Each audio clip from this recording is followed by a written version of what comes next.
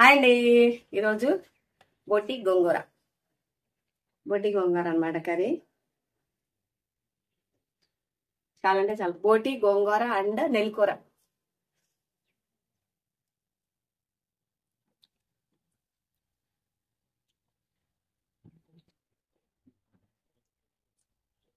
చాలా అంటే చాలా బాగుంది. బోటి గోంగూర నెల్లికూర కూర అనమాట.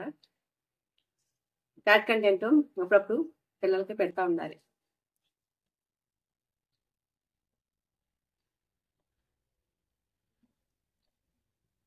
ఫుల్ లాంగ్ వీడియో పెట్టాను నా ఛానల్లో, అది వాచ్ చేయండి. ఫ్యాట్ కంటెంట్ వల్ల మంచిగా ఏంటంటే పిల్లలు కొంచెం సన్నగా ఉన్న పిల్లలు లావు అవుతారు, బొద్దుగా ఉంటారు. దానికని చెప్పేసి అప్పుడప్పుడు ఫ్యాట్ కంటెంట్ ఫుడ్ పెడతా ఉండాలన్నమాట.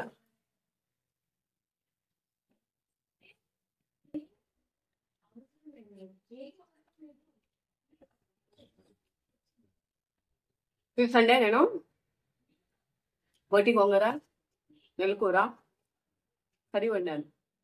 మరి మీరే వండారు నాకు కామెంట్ చేస్తారా? క్లీన్ చేసుకోవడానికి ఆవేశం వస్తుంది, కానీ క్లీన్ చేసుకున్న తర్వాత తింటే ఎంత బాగుంటుందో తెలుసా? వండుకొని తింటే చాలా అంటే చాలా బాగుంటుంది. క్లీన్ చేసుకోవడంలో ఓపిక కావాలి. ఓపిక ఉంటే మాత్రం వండుకుంటే మాత్రం ఎక్సలెంట్గా ఉంటుంది. నాకు ఇష్టం బోటి.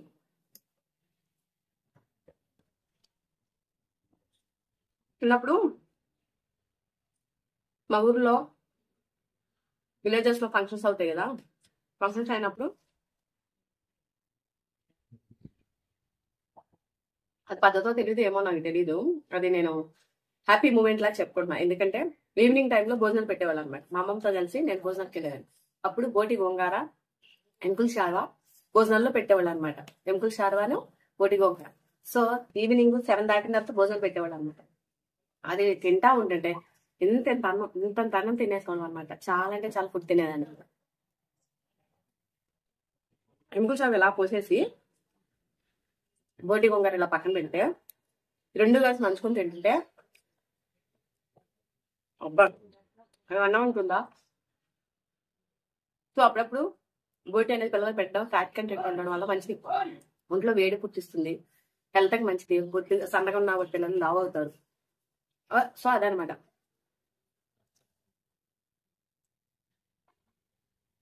ఎత్తి తీసుకొచ్చి ఇలా ఎముకల షార్వా పోసేసి బోటి గోంగూర కూరేసి రెండింటి కాంబినేషన్ కలుపుకొని తింటే అబ్బా ఏమన్నా ఉంటుందబ్బా. చాలా అంటే చాలా బాగుంటుందబ్బా. కిక్కే వేరు.